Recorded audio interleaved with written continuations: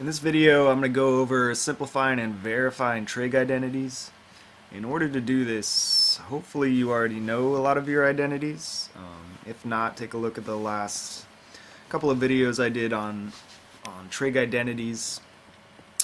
It's pretty important that you know your identities in order to do this. So take a look at those if you haven't already. Let's start with a fairly simple one first here.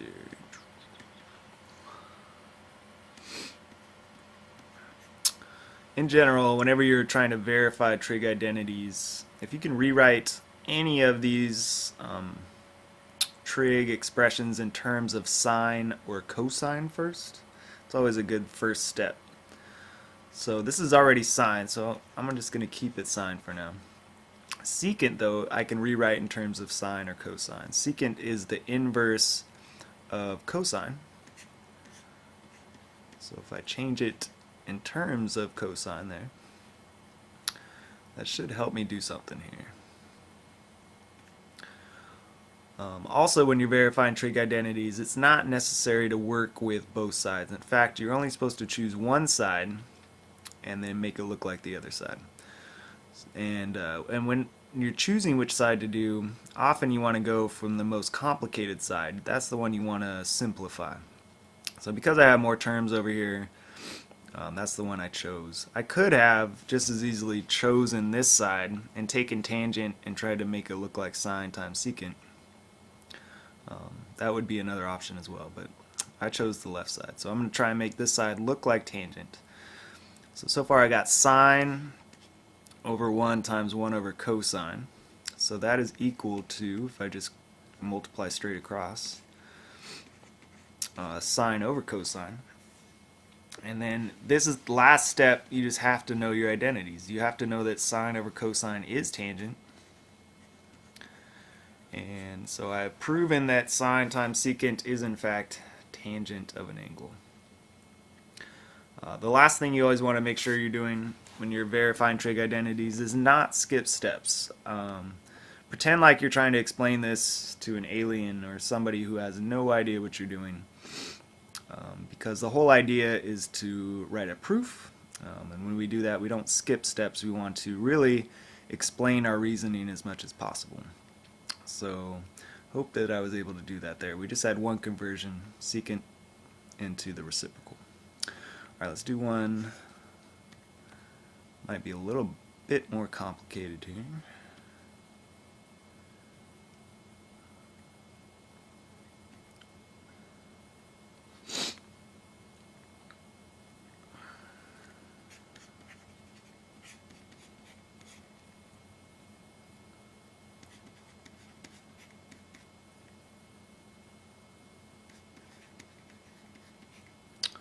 Alright, so again, I'm going to choose the left side because it's got more terms. It looks a little bit more complicated. I'm going to try and make it look like the opposite of sine. These are called your negative angle identities, or that's what I like to call them, although they're also known as even and odd identities. Anytime you have tangent of a negative angle, you can simplify that to the opposite of tangent. Cosine I'm going to leave as cosine right now. So now I can take tangent, since I took the negative sign out to the front. I can change that to the quotient property, which is sine over cosine. That is tangent. And since it was negative, I keep it negative there. I'm multiplying times cosine. And anytime you multiply ratios with like terms on top and bottom, they factor out, they go away, they become 1. And so what I end up getting is just the opposite of sine, which is what I wanted. So we verified it. Okay, let's try another one.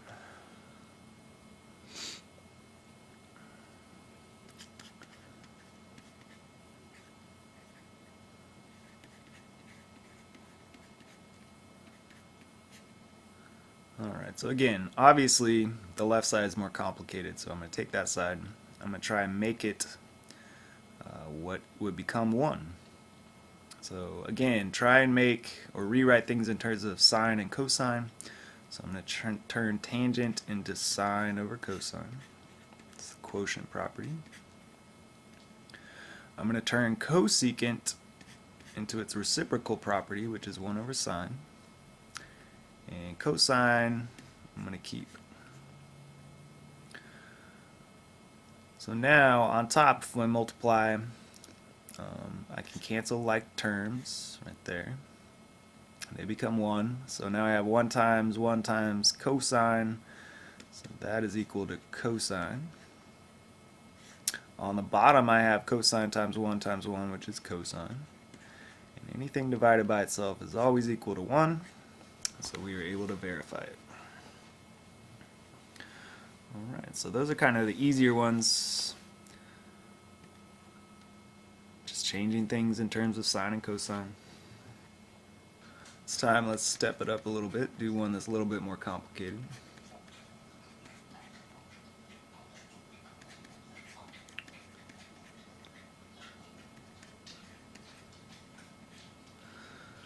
Alright, so the left side is certainly more complicated. I'm going to start there. I'm going to turn things into sine or cosine if they're not there already. So we'll keep sine the same. Tangent, I'm going to use the quotient property, turn it into sine over cosine. And we'll leave this cosine the same.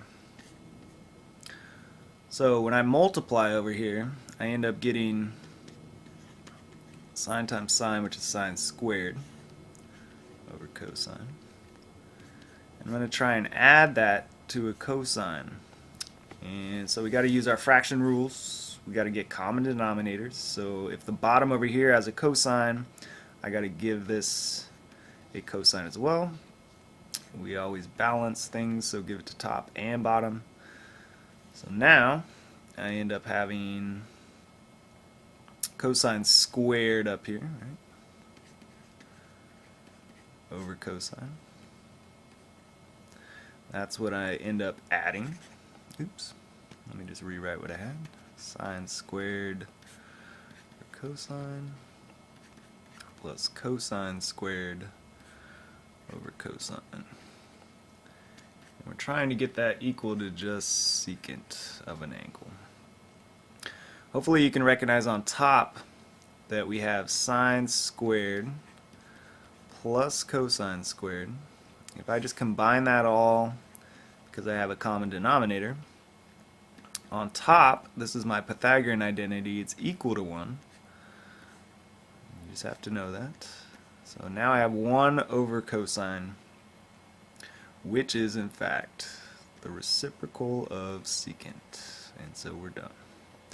So it is possible that you may have to use fraction properties and get common denominators in order to verify some of these trig identities.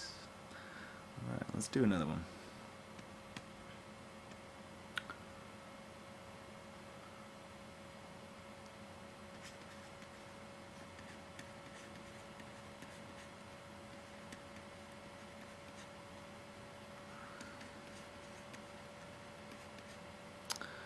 Here's another example where you have to just know properties of math. So if I look at the left side here, because that's the more complicated side, that's the one I'm going to work on. I'll try and get this equal to cosine cubed. Well, anytime you see two or more terms really, with a common factor, you're allowed to factor. So if I notice that this has a cosine, this term has a cosine, I'm going to factor out cosine x from these two terms. And then I'll rewrite what's left over inside some parentheses. So if I take a cosine out of a cosine, which is really a division, I get 1. And if I take a cosine out of this cosine times sine squared, I'm left with sine squared, or negative sine squared. If I want to check my factoring, I could always, distribute and check it. Cosine times 1 is cosine. Cosine times negative sine squared is negative cosine sine squared. So I know that I factored correctly. Alright, so next step would be to recognize this right here as being another Pythagorean identity. It's in a slightly different form, but if you're familiar with the Pythagorean identity, hopefully you can recognize that that is equal to cosine squared. If you're not sure about that, again, take a look at the videos I made on your identities and try and recognize it that way. So if keep going here, cosine times cosine squared, well, that's equal to cosine cubed, and we have in fact verified it. So again, you got to be familiar with your properties, your identities, and once you are, these become a lot easier. Alright, this last example I'm going to do is probably the most complicated just because you have to recognize when you're allowed to use what's called a conjugate. Conjugates are helpful when you want to simplify ratios with radicals on the bottom or with imaginary numbers on the bottom. And this is where we can actually apply it to verifying trig identities as well. So this is all I'm given at first. And I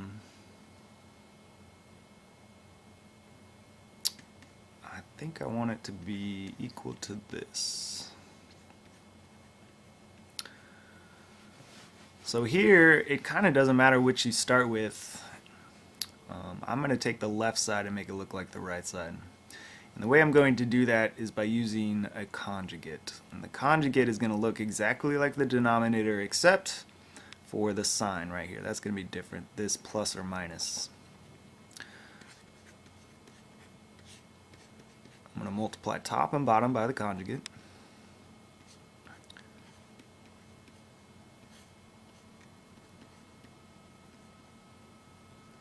And what ends up happening here is we have to distribute.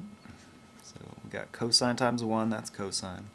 Cosine times negative sine would be negative cosine sine. On the bottom, I got to do some foiling here. So 1 times 1 is 1. 1 times negative sine is negative sine. Sine times positive 1 is positive sine. And then sine times negative sine would be negative sine squared. Anytime you use a conjugate, what ends up happening is these middle terms will always cancel. You always have opposites, a negative and a positive. They're going to go away. And then we're left with 1 minus sine squared, which hopefully you can recognize as that Pythagorean identity. 1 minus sine squared is going to be equal to cosine squared. And on the top, I'm going to factor out a cosine because these two terms both have cosine. I'm going to factor that out and rewrite what's left. And now, because I have like terms on top and bottom, I have a cosine here. I have cosine squared, or 2 cosines on the bottom. This one's going to cancel, and only one of these is going to go away, so I still have a cosine on the bottom. So now I have 1 minus sine x over cosine, and here is where you have to know some fraction properties. I have 2 terms on top, each with the cosine denominator, so I'm going to break that fraction up. I have 1 over cosine minus sine over cosine. I just broke this fraction up here. Well, 1 over cosine is, in fact, secant. And sine over cosine is, in fact, tangent. And since it's negative, I'm going to make it negative tangent. And we verified the trig identity. So they do start off slightly easier and then get way more complicated if you want to get into it. But really, if you know your identities and your properties of math, you should be able to get a good handle on them. Just keep practicing, and good luck verifying trig identities.